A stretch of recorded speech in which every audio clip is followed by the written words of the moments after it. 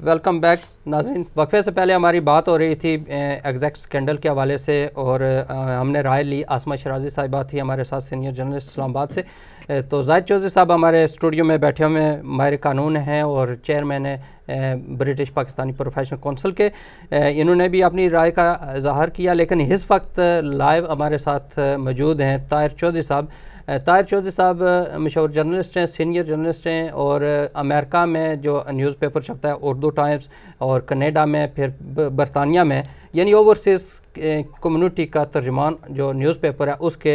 Managing editor हैं ताहिर चौधरी साहब। मैं चाहता हूं कि इनसे भी इस हवाले से राय ली जाए कि हैज़ ए जर्नलिस्ट ये इस स्कैंडल को किस तरह देखते हैं। ताहिर चौधरी साहब, आपको वेलकम कहता हूं प्रोग्राम में।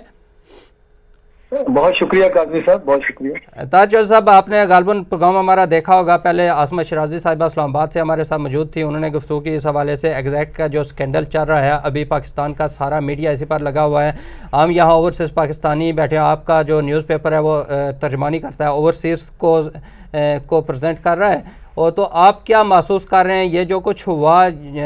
वो जैसे भी हुआ, और जो मीडिया का किरदार है वो ऐसा ही होना चाहिए या इससे ज़रा मुख्तलिफ होना चाहिए? काजी साहब, सबसे पहले तो बात है कि इसमें जो ये सारा मामला शुरू हुआ है न्यूयॉर्क टाइम की रिपोर्ट के बाद जी, तो इसमें ये देखने की बात है कि अगर तो कहीं पे भी रॉन्ग डूइंग है उसकी तो इन्वेस्टिगेशन जो है 100% होनी चाहिए। इसमें कोई दो राय नहीं हो सकती। अगर किसी ने कानून शिकनी की है उसका तो जो है ना उसकी पूरी फुली इंक्वायरी होनी चाहिए और उसको इंक्वायरी के मुताबिक उसको उसका जो है इंसाफ भी होना चाहिए। लेकिन जहां तक है इस मामले की मीडिया कवरेज का, ये इसमें मेरी राय ये है कि मीडिया में एक जो मीडिया लॉर्ड्स की वॉर है उसका ये मैदान बन गया है ये मामला। और एग्जैक्ट कंपनी जो है वो चूंकि बोल एक बड़ा चैनल लेके आ रही है, उसमें बड़े बड़े जर्नलिज्म के नाम जो है उन्होंने जो है उनको लिया है ऑन बोर्ड। तो ये एक जो है ना मीडिया हाउसेस के दरमियान जो है ना ये जंग बन गई है। इसका जो है उससे मामले से कुछ तल्लुक नहीं। यहाँ पे मैं एक और भी बात करना चाहता हूँ कि ये जो डिग्रियां या ये मामला जो है ये तो शुरू ही वेस्ट से हुआ है। ये तो अमेरिका में आज आप गूगल करके देख लें, आपको मेरा ख्याल है 100 वेबसाइट मिल जाएगी जो आपको डॉक्टरेट भी करवा रही हैं, जो आपको जो है वो एमफिल भी करवा रही हैं, जो आपको लॉ की डिग्री भी दे रही हैं, जो आपको जो है बिजनेस एडमिनिस्ट्रेशन की डिग्री भी दे रही हैं। तो वो तो जो वो कह रहे हैं शोएब शेख ने तो आके कहा है टीवी पे और आके कहा है कि हम तो सॉफ्टवेयर बेचते हैं, हम डिग्रियां तो नहीं बेचते। वो कह रहा है कि अगर मैं एक बंदा को अगर रस्सी बनाता है तो रस्सी आप उसमें वॉशिंग लाइन पे कपड़े डालने सुखाने के लिए रस्सी से अपने आप को हैंग भी कर सकते हैं, तो फांसी भी लगा सकते हैं रस्सी से। तो वो कहता है कि मैं तो रस्सी बना रहा हूँ भाई, उसको आप अपने आप को फांसी लगा लें या अपने कपड़े सुखा लें या रस्सी से जो और काम लिए जाते हैं वो ले लें। यानी ये डिग्रियां जारी नहीं करते। लेकिन इसके बावजूद मैं चाहता हूँ और ये मेरा ये मौकफ है कि इसकी पूरा जो है इन्वेस्टिगेशन होनी चाहिए। और अगर कोई पाकिस्तानी कंपनी जो एक पाकिस्तानी की मलकियत है जिसमें पाकिस्तानी लोग काम कर रहे हैं वो अगर किसी इस तरह के मामले में इन्वॉल्व है तो उसको नहीं होना चाहिए। तो यह ओवरसीज पाकिस्तानियों को क्या करना चाहिए इस मौके पर? देखिए, ओवरसीज पाकिस्तानियों को जो है वो एक जो है कानून की पासदारी करने वाले जो हैं वो शहरी हैं, जिस मुल्क में रहते हैं उसके कानून की पासदारी करते हैं। और उनकी तो यही ख्वाहिश होनी चाहिए कि जो पाकिस्तान में लोग बसते हैं वो भी पाकिस्तान के कानून की पासदारी भी करें और जहां जहां वो बिजनेस कर रहे हैं उन कवानीन की पासदारी भी करें। और ये अगेन मैं जो है ना मजे की आपको बात बताऊं कि अगर आप आज ये चाहे ना अपना अमेरिकन कंपनी है कोई एक, वो चांद पे प्लॉट भी बेच रही है और ब्रिटिश कई वेबसाइट हैं जो लॉर्ड का जो है टाइटल जो है आपको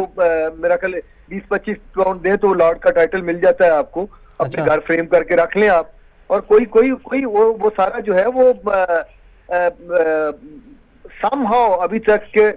जो हमारे साइबर लॉज हैं जो ऑनलाइन मामले को करते हैं वो अभी क्लियर नहीं है बहुत सारे मामला में। तो ये लॉज पाकिस्तान में भी क्लियर नहीं है, ये वेस्ट में भी क्लियर नहीं है। इनको भी क्लियर होना चाहिए कि इस तरह के जो सर्टिफिकेट जो है बांट रहे हैं, बेच रहे हैं, इनकी क्या हैसियत है, और उनको ये जो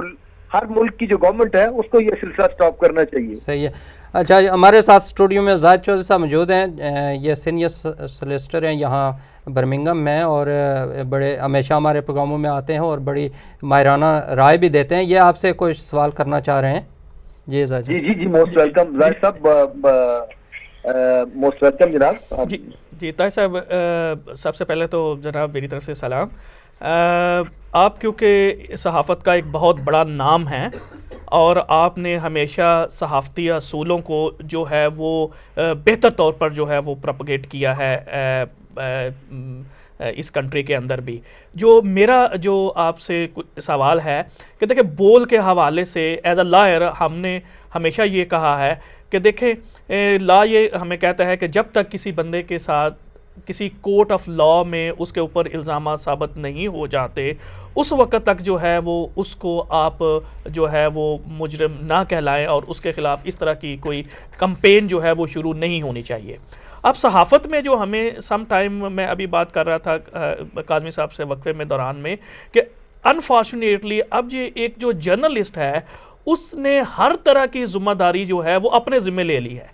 अब वो बेयक वक्त वो एंकर पर्सन भी होता है, वो इन्वेस्टिगेटिव जर्नलिस्ट भी होता है, फिर वो खुद ही इन्वेस्टिगेशन ऑफिसर भी बन जाता है, और वो फिर खुद ही जो है वो जज भी बन जाता है, और फिर खुद ही वो फैसला भी कर देता है। तो क्या ज़िम्मेदाराना सहाफ़त में इस बात की इजाज़त दी जा सकती है? दूसरी जो मेरी बात जो आपने कहा कि डिग्रियां हो रही हैं, उसमें मैंने सिर्फ, देखें, बात डिग्रियों की नहीं है, बात यह है कि एग्जैक्ट जो है उसका जो मेमोरेंडम ऑफ एसोसिएशन है, जैसा आप जानते हैं कि जब भी कंपनी बनती है उसका मेमोरेंडम ऑफ एसोसिएशन और आर्टिकल ऑफ एसोसिएशन बनता है। उस मेमोरेंडम ऑफ एसोसिएशन में ये बात लिखी जाती है कि ये कंपनी जो है इसका दायरा कार होगा क्या और ये कौन कौन सी एक्टिविटीज़ कर सकेगी। अब हमने ये देखना है कि क्या, क्योंकि अभी जो एग्जैक्ट के जो कुछ मुलाजमीन हैं उन्होंने जो स्टेटमेंट दी है और उन्होंने ये कहा है कि जी हम स्टूडेंट कंसल्टेंसी भी प्रोवाइड कर रहे थे, तो क्या ये एग्जैक्ट ने अपना दायरा इख्तियार जो है उसको क्रॉस नहीं किया? तो इस हवाले से अगर उन्होंने किया है तो आप क्या समझते हैं एज अ सीनियर जर्नलिस्ट होने के कि इसकी जो इन्वेस्टिगेशन है वो कैसे होनी चाहिए, और हमारे जो जर्नलिस्ट भाई जो पाकिस्तान के अंदर बैठे हुए हैं, क्योंकि अगेन जैसे आपने अपने इंट्रो में कहा कि ये जो स्टोरी है ये न्यूयॉर्क टाइम की है और वॉल्श ने जो साफ़ी है उसने ये स्टोरी की है, तो अब ये हमारे जो सो कॉल्ड कहते हैं कि हम बड़े इन्वेस्टिगेटिव बड़े जर्नलिस्ट हैं, तो क्या वो इतना अरसा जो है वो इस तमाम मेगा स्कैंडल जिसको अब वो कह रहे हैं, तो क्या वो आंखें बंद किए हुए बैठे हुए थे? तो ये प्लीज़ ताहिर साहब इसके ऊपर अपनी ज़रा माहिराना राय हमें दें, ताकि हमारे सुनने वाले जो हैं वो उनको एग्जैक्ट जो सिचुएशन है वो पता चल जा सके कि एक ज़िम्मेदाराना सहाफ़त होती क्या है। क्योंकि इससे ये देखें, जैसे काज़मी साहब ने आपसे कहा है कि हिंद से हम जो ओवरसीज़ पाकिस्तानी हैं इनको यकीन करें कि नाकाबिले तलाफ़ी नुकसान पहुंचता है और हमें अननेसेसरी जो है वो जस्टिफिकेशन देनी पड़ती है हर जगह पे। अब हमारे बच्चों को यूनिवर्सिटियों में जो मसाइल क्रिएट होंगे उनके वो एक अलग इशू है, तो प्लीज़ इसके ऊपर आप बताएं ज़रा। भाई साहब, आपने बड़े अच्छे कानूनी निकात आपने उठाए हैं, और इनका मैं एक एक करके जो है ना इनको कोशिश करूंगा, क्योंकि आपने जो है सारे आपने जो निकात उठाए हैं सब पे बात होनी चाहिए। सबसे पहले बात तो ये है कि जो आपने एक कंपनी की फॉर्मेशन का जो कानून है उसके मुताबिक बिल्कुल आपने सही फरमाया कि एक कंपनी का एक दायरा कार होता है कि किन शोबों में वो काम करेगी, और ये बिल्कुल जानना जरूरी है कि जो एग्जैक्ट ने जो अपनी लिमिट क्रॉस तो नहीं की, अगर लिमिट क्रॉस की है तो उसका बिल्कुल जो जिस मुल्क में भी कंपनी वो रजिस्टर्ड है, क्योंकि इसके कुछ जो है जो मुझे पता चला है कि कुछ इसके जो है पाकिस्तान में मामला रजिस्टर्ड है, कुछ ये दुबई में रजिस्टर्ड है। तो दोनों मुल्कों में ये देखना पड़ेगा कि किस मुल्क के कानून के तहत ये क्या काम कर रही थी, और उसकी तो मैंने पहले कहा है कि उसमें कोई दो राय नहीं है। अगर उसने कहीं भी किसी भी लेवल पे किसी कानून को तोड़ा है, पाकिस्तान के कानून को, अमेरिका के कानून को या यूएई के कानून को, तो उस पे कार्रवाई होनी चाहिए, और इन्हीं के नहीं किसी के खिलाफ भी जो भी कोई कानून की खिलाफ वर्जी करता है उसके खिलाफ कार्रवाई होनी चाहिए। दूसरा आपने इशू जो है वो कहा है कि ये जो एंकर है जो है वो अब जज भी बन गए हैं, प्रोसिक्यूटर भी बन गए हैं, वो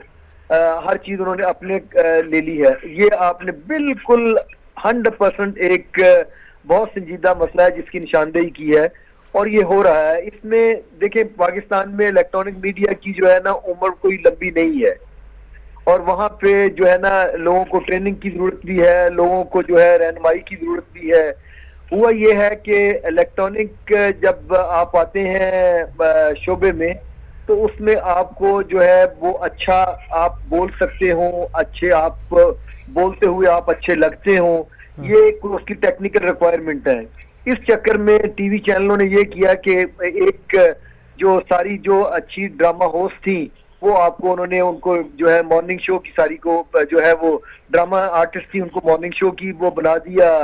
अपना एंकर बना दिया। उसमें फिर आपको ऐसे ऐसे जो है वो उनकी ट्रेनिंग कोई नहीं थी, जर्नलिज्म की कोई ट्रेनिंग नहीं थी। उन्होंने फिर जो है वो मजहबी गुस्ताखियां भी की और उन्होंने मजहबी तौहीन भी की, वो भी मामला हुआ। तो ये जो है ना इस इंडस्ट्री में जो इंतहाई जो है काम करने की जरूरत है और इनको ट्रेनिंग की जरूरत है। खासतौर पे जो एंकर जो है वो आ रहे हैं नए, सिर्फ इस बेस पे आ रहे हैं कि वो अच्छा लगते हैं या अच्छा बोल सकते हैं या उनकी स्पीकिंग पावर अच्छी है, लेकिन उनके पीछे जर्नलिज्म का ना कोई बैकग्राउंड है, ना कोई ट्रेनिंग है, ना कोई तालीम है। उनको जो है वो उनकी हौसला शिकनी चाहिए और सारी दुनिया में ये होता है। आप ये देख लीजिए कि जो है बीबीसी के जो एंकर हैं जो पहले वो न्यूज कास्टर होते हैं, फिर उनको जो है वो एक ट्रेनिंग के अमल से उनको फिर टीवी होस्ट बनाया जाता है। जब वो न्यूज की फॉर्मेशन को, न्यूज को लिखने को, न्यूज को पेश करने को जब समझ लेते हैं तो फिर उनको जो है वो ये जिम्मेदारी दी जाती है। तो पाकिस्तान में भी इस तरीके पे बिल्कुल ये 100% ये होना चाहिए। सही। और तीसरा अगर ये याद पड़ता हो, आपने कहा है कि ओवरसीज पाकिस्तानी इससे किस तरह अफेक्ट होंगे और हमें क्या करना चाहिए।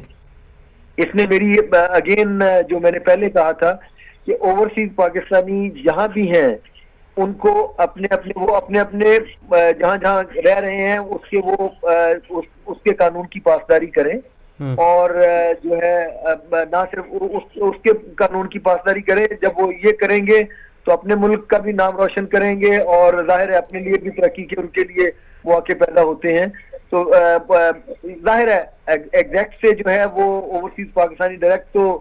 इस हवाले से मुतासर नहीं हो रहे, लेकिन जब भी पाकिस्तान के बारे में कोई इस तरह का स्कैंडल सामने आता है तो हम ओवरऑल जो है एज कम्युनिटी हम मुतासर होते हैं। तो अगर हम जो है अपने तौर पे ये तय कर लें कि हमने कानून की पाबंदी करनी है, लोगों के लिए मिसाल बनना है, तो मेरा ख्याल है ये मामला भी मीडिया हाइप है, ये खत्म हो जाएगा। ताहिर चौधरी साहब बहुत शुक्रिया, आपने टाइम दिया और बड़ी मुफस्सल तरीके से इसकी वजाहत की। तो इंशाल्लाह दोबारा आपको ज़हमत देंगे कोई इसी किस्म के मसाइल पर। तो आपसे इजाज़त चाहेंगे। नाज़रीन, अब हमारे साथ ताहिर चौधरी साहब लाइव मौजूद थे, जो एग्जैक्ट स्कैंडल था उस हवाले से बात हो रही थी, लेकिन हमने अपने इंट्रो में पहले बताया था कि एक मौजू हो रहा है जो आज इमिग्रेशन के हवाले से है और जाहिद चौधरी साहब इसमें एक्सपर्ट हैं। मैं चाहता हूँ इनकी राय ली जाए कि गवर्नमेंट ने जो अभी जो नए प्राइम मिनिस्टर दोबारा मुंतखब होकर उन्होंने अभी दोबारा प्राइम मिनिस्टर बने हैं, उन्होंने जो अपनी पॉलिसीज़ इमिग्रेंट के हवाले से दी है उसमें क्या क्या नई चीज़ें हैं और उसको आगे कैसे लेकर चलेंगे और हमारी कम्युनिटी से कितना इफेक्ट पड़ता है हमारी कम्युनिटी पर। जी जाहिद चौधरी साहब। देखें, अब ये वो मसला है काज़मी साहब जो कि अब जो हम यहाँ पे लोग मौजूद हैं ये डायरेक्टली हमसे जुड़ा हुआ है। सही। अब अगर आपको याद हो, मेरे ख्याल में हमने पहले भी ये लास्ट ईयर प्रोग्राम किया था, इमिग्रेशन बिल जब लास्ट ईयर जो है वो पेश किया गया था और फिर उसके बाद में वो इमिग्रेशन एक्ट 2014 जो है वो बन गया। तो उस वक्त बड़ा हमने डिटेल जो है वो प्रोग्राम आपके साथ ही मैंने किया था और उसमें मैंने अपने नाज़रीन को ये सब जो आने वाली चेंजिंग्स थी लॉ के अंदर उसके बारे में डिटेल से बताया था। अब ये देखें, अभी गवर्नमेंट जो है वो प्रपोज उसने किया है कि हम एक और हो सकता है कि इमिग्रेशन बिल जो है वो लेके आए। अब क्योंकि एक वीक में 10 दिन में जो है वो क्वीन की जो स्पीच आ रही है उसके अंदर जो है वो सारी बातें जो हैं वो ज़्यादातर जो है वो सामने आएंगी। लेकिन ये जब भी रिसेंट 2 दिन पहले जो डेविड कैमरॉन साहब ने अपनी जो पॉलिसी इमिग्रेशन के ऊपर जो स्पीच की है उसमें उन्होंने साइलेंट फीचर जो है वो सामने उन्होंने बयान कर दिया है, जो कि कोई डके छुपे नहीं है। ये इलेक्शन से पहले अगर आपको याद हो कि जो प्रोग्राम मैंने किया था इलेक्शन के ऊपर आप पे, उसमें भी मैंने बताया था कि ये कि इलेक्शन के बाद अगर कंजर्वेटिव पार्टी अपनी गवर्नमेंट जो है वो बनाने में कामयाब हो जाती है तो फिर उनका इंस्टेंट, उनका फौरी तौर पर इमीडिएट एजेंडा जो है वो क्या होगा। तो अब उन्होंने बगैर कोई ताहीर किए हुए वो जो है उन्होंने अपने एजेंडे के ऊपर अमल करना शुरू कर दिया है, क्योंकि इस वक्त उनकी मेजॉरिटी है और कोई ये कोएलिशन गवर्नमेंट नहीं है और उनको अपनी पॉलिसीज जो है उनको आगे बढ़ाने में मदद मिलेगी। अब जो मेन जो चीज़ें हैं वो मैं आपको बता देता हूं, जिसमें एक तो उन्होंने ये कहा कि देखें कि जो इलीगल इमिग्रेंट जो उनकी वेजेस होंगी, जो उनको पैसे मिलते हैं तनख्वाह के तौर पर, हम वो जो अगर जब वो पकड़े जाएंगे इलीगल काम करते हुए या जब भी वो आएंगे तो हम उनको हो सकता है कि वो हम उनको कन्फिस्केट करें under proceed of crimes act. ये जब आप देखें ये बहुत बड़ी चीज़ ऐसी है, बहरहाल मैं तो इस तरह की जो है उसको शायद ना सपोर्ट करूं, क्योंकि ये वो है सीरियस क्राइम्स हैं जिसमें जनाब मनी लॉन्ड्रिंग होती है और ये और होता है, और इसमें एक ठीक है वो भी वायलेशन है, लेकिन अब ये वो उस वायलेशन, ये जो इमिग्रेशन ब्रीच है उसको आप क्राइम के साथ अगर कनेक्ट कर देंगे तो ये इसके बहुत ज़्यादा बेहतर असरात जो हैं वो नहीं होंगे कम्युनिटी के ऊपर और लोगों के ऊपर। तो एक तो ये उन्होंने कही, ठीक है। दूसरी जो उन्होंने कहा, उन्होंने ये कहा कि जनाब अब ये पहले भी उन्होंने पिछले जो इमिग्रेशन एक्ट 2014 है उसमें भी उन्होंने कहा था कि जो लैंडलॉर्ड है वो रिस्पॉन्सिबल होगा कि अगर उसने किसी ऐसे बंदे को अपना घर जो है वो रेंट पे दिया है, टेनेंसी एग्रीमेंट साइन किए है कि जिसके पास इस मुल्क में रहने का कोई इख्तियार नहीं है, तो वो जो लैंडलॉर्ड है या लैंडलॉर्ड का जो एजेंट भी है इवन वो जिम्मेदार होगा और उसको 3000 पाउंड तक का जुर्माना जो है वो हो सकता है। इसके पीछे थीम जो कामरान की है वो अगेन कह रहा है कि यहाँ के हम जो घर हैं उनको हम इलीगल इमिग्रेंट की मस्कनगाह नहीं बनने देंगे और हम कोशिश करेंगे कि वो यहाँ से जाएं। इसी तरीके से जो है अब बैंकों को जो है वो इस बात पे उनके लिए ये एक लीगल रिक्वायरमेंट बनाई जा रही है कि जब भी कोई बंदा जो है वो हालांकि ये पहले भी है बहरहाल कि वो समटाइम जो है वो बैंक पहले माजी में ये था कि वो इतनी उनकी स्ट्रिक्ट अप्रोच नहीं थी, लेकिन अब उनको ये रिक्वायरमेंट बनाई जा रही है कि अगर कोई नया बंदा जो है वो बैंक अकाउंट खोलने के लिए आता है तो उसका इमिग्रेशन स्टेटस चेक किया जाए। अगर उसके पास इमिग्रेशन स्टेटस नहीं है, उसके पास यहाँ रहने का कोई हक नहीं है, तो उसका बैंक अकाउंट जो है वो नहीं खोला जा सकेगा। इसके अलावा जो फिर इन्होंने कहा ड्राइविंग लाइसेंस के हवाले से बात हुई है, जो कि अगेन जो है वो इमिग्रेशन एक्ट 2014 में भी उसके लिए कुछ चीज़ें मौजूद हैं कि वो लोग जिनके पास यहाँ रहने का हक नहीं है, जिनके पास लीव टू रिमेन नहीं होगी, वो ड्राइविंग लाइसेंस के लिए उनकी एंटाइटलमेंट नहीं होगी, वो ड्राइविंग लाइसेंस के लिए अप्लाई नहीं कर सकेंगे। इसके साथ एक जो चीज़ उन्होंने कहा अच्छा देखें अगर कोई आया था इस वक्त जब उसके पास लीव टू रिमेन थी और उसको ड्राइविंग लाइसेंस जो है वो इशू हो गया, अब अगर उसके पास जो है वो लीव खत्म हो गई किसी वजह से और वो यहाँ पे ओवरस्टेयर हो गया है या इलीगल एंट्रेंट है, तो उसको उसका जो पहले से दिया हुआ ड्राइविंग लाइसेंस जो था उसको भी वो रिवोक कर लेंगे, वो विड्रॉ कर लेंगे और इस तरह से जो है वो भी है। इस तरह से हवाले से अपील में जो ये कोशिश इनकी है कि इस तरह से ऐसा सिस्टम डेवलप किया जाए कि जिन लोगों को ये निकालना चाहें अगर उनके पास किसी किस्म का अपील राइट है भी, एक तो यह है कि पहले लास्ट ईयर जैसे मैंने आपको बताया भी था कि इन्होंने अपील राइट को बहुत ज़्यादा अब कम कर दिया है। अब ग्राउंड जो है वो बेतहाशा कम हो गई हैं। अब बहुत ज़्यादा एज ए लॉयर हमारे पास अब बहुत ज़्यादा ग्राउंड जो हैं वो चैलेंज करने के लिए नहीं होती, सिर्फ ह्यूमन राइट्स के ऊपर हम जो है वो चैलेंज करते हैं। तो अब ये चाह रहे हैं कि अच्छा जी अगर किसी के पास ह्यूमन राइट्स ग्राउंड्स में भी अगर कोई अपील का राइट जो उसका उसका बनता है तो हम उसको पहले डिपोर्ट करें और फिर उसकी अपील, या तो वो यहाँ से अगर चल रही है तो वो उसकी अपील हमें ये ना रोक सके कि जी क्योंकि इसकी अपील पेंडिंग है तो लिहाजा उसको इस वक्त तक जो है वो ना भेजा जाए जब तक जो है ये इसकी अपील पेंडिंग है। तो ये वो कहते हैं ठीक है अपील पेंडिंग है लेकिन आप जाएं, जब अपील का फैसला हो जाएगा तो दोबारा वापस आ जाए। ये कुछ लीगल चीज़ें हैं जिसको किसी लीगल प्रोग्राम में हम जो है वो डिस्कस करेंगे कि इसके इम्प्लीकेशन जो है वो जो है वो कैसे। लेकिन एक बात जो है काज़मी साहब वो हमें भी देखें, पूरा इसी तरीके से ये यूरोप के ऊपर भी आपको पता है कि अभी रिसेंट वो जो गए हैं लिथुआनिया में, वहाँ पे उन्होंने वो डिस्कस की है, वो उसके ऊपर अभी आज अगर आप देखें तो वो एक ईमेल जो है वो जो स्टेट बैंक ऑफ इंग्लैंड है उसने किसी मिस्टेकनली जो है वो किसी जर्नलिस्ट को लीक कर दी है। तो उसमें उन्होंने ये स्ट्रेटजी के ऊपर सोचना शुरू कर दिया है कि अगर ये जो रेफरेंडम डेविड कैमरॉन जो है ये कह रहा है कि हम यूरोप से बाहर निकल आए, तो अगर ये रेफरेंडम में हम यूरोप से बाहर निकल आ जाते हैं तो फिर स्टेट बैंक ऑफ इंग्लैंड की पॉलिसी जो है वो क्या होगी, किस तरह से। तो ये अब इस के ऊपर उन्होंने सोचना शुरू कर दिया है। तो एक जिसके ऊपर इनका सबसे बड़ा फोकस है अब वो क्रिमिनल फॉरेन क्रिमिनल है, ठीक, कि वो जो कहते हैं कि ये जो ऐसे लोग जो आके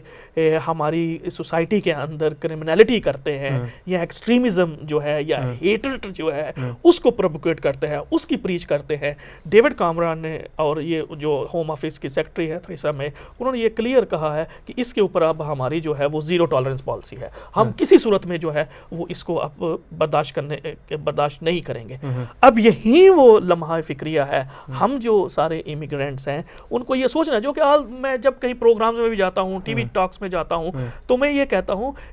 हूँ कि हम जो है हमारी जिम्मेदारी है कि हम इस कंट्री में आए हैं, हम इस कंट्री के जो लॉज हैं उनके मुताबिक अपना काम करें यहाँ पे। और देखें पाकिस्तान, हम कहते हैं कि हम पाकिस्तान के एम्बेसडर हैं, हम पाकिस्तान के एम्बेसडर हैं, तो ये कैसे एम्बेसडर हैं कि हम जो है वो फिर यहाँ पे आके किस ऐसी एक्टिविटीज़ में हम अपने आप को इन्वॉल्व कर लें जिसकी वजह से हमारे पीछे से भी हमारा नाम जो है वो ख़राब हो। तो इस वजह से हमें ये चाहिए कि हम मुनासिब तौर पर पूरे तरीके से जो है वो हम जो है वो बेहतर एम्बेसडर जो है उसका ख्याल करें। और यहाँ के अंदर अब देखें, और जो इकोनॉमिक चेंजिंग्स आई हैं काज़मी साहब, उसमें भी आप देखें अब इस कंट्री को वो लेबर की ज़रूरत नहीं है। वो डेविड कैमरॉन एक तो वो लॉजिक ये देता है, वो कहता है जी हम जो स्किल्ड माइग्रेंट हैं उनके ऊपर हम किसी किस्म की कोई पाबंदी नहीं लगा रहे, हमें जैसे डॉक्टर्स हैं, टीचर्स हैं जिनकी यहाँ पे शॉर्टेज है, वो कहते हैं वो आए हमारे पास, लेकिन वो कहते हैं कि जो जनरल लेबर है इसकी क्योंकि हमारे उनके आने के लिए कोई आसानियाँ पैदा कर रहे हैं। देखिए उसके लिए तो ऑलरेडी लॉज में बहुत सारी जो है वो रूट्स मौजूद हैं जिसके ऊपर आ सकते हैं, इन्वेस्टमेंट के ऊपर लोग आ सकते हैं। देखिए जो वो कहते हैं कि वो लोग आए जो इस कंट्री में कंट्रीब्यूट कर सके, इसकी इकोनॉमिक्स में, इसकी दूसरी जो डाइवर्सिटी है, जो इसका मल्टीकल्चरलिज्म है उसको, अब ये एक्सट्रीमिज्म और फिर इसके ऊपर फाइनेंशियल बर्डन डालना उसकी अब वो जो है इजाज़त देने के लिए तैयार नहीं है। और अब हम लोगों को ये खुद एज अ कम्युनिटी जो है वो हमें ये देखना है कि अगर हम इस कंट्री के अंदर अपना एक आला मुकाम रखना चाहते हैं तो हमें किस डायरेक्शन में काम करना है। इमिग्रेशन के अंदर जो देखें लॉज जो हैं वो लोग जो कि लॉज को वायलेट नहीं कर रहे, उनको किसी किस्म का परेशान होने की ज़रूरत नहीं है। हाँ अगेन ये है कि अगर पाकिस्तान से कुछ लोग आना चाहते हैं, ये करते हैं, तो देखिए हम कहते हैं कि वहाँ पे आप स्किल्ड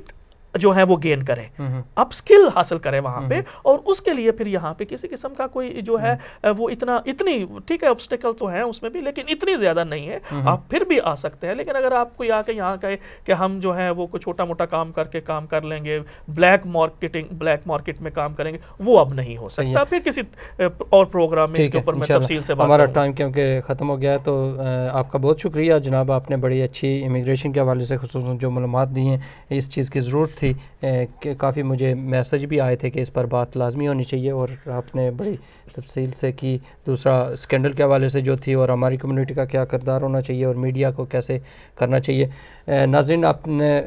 देखा हमारा प्रोग्राम, इसमें आसमा शराजी साहिबा का शुक्रिया अदा करता हूँ जो इस्लामाबाद से लाइव मौजूद थी, ताहिर चौधरी साहब जो लंदन से हमारे साथ लाइव थे, और जाहिद चौधरी साहब जो स्टूडियो में मौजूद हैं। आज मैं माज़रत चाहूँगा उन कॉलर्स के साथ बात नहीं हुई जो हमेशा हमें कॉल किया करते थे। थे हमारे प्रोग्राम में, हमारा प्रोग्राम देख रहे हैं, आपकी राय हमारे लिए बहुत ज़रूरी होती है। लेकिन आज बड़ी इंपॉर्टेंट बातें करनी थी, 3 गेस्ट हमारे साथ, तो इसी में टाइम गुजर जाता है। हमारा ये मकसद होता है कि कोई इन अच्छी बात इस टाइम से फ़ायदा उठाते हुए आप लोगों तक ऐसी चीज़ें पहुँच जाएँ जिससे आने वाली जो मुश्किलात हैं उनसे अवेयर रहें और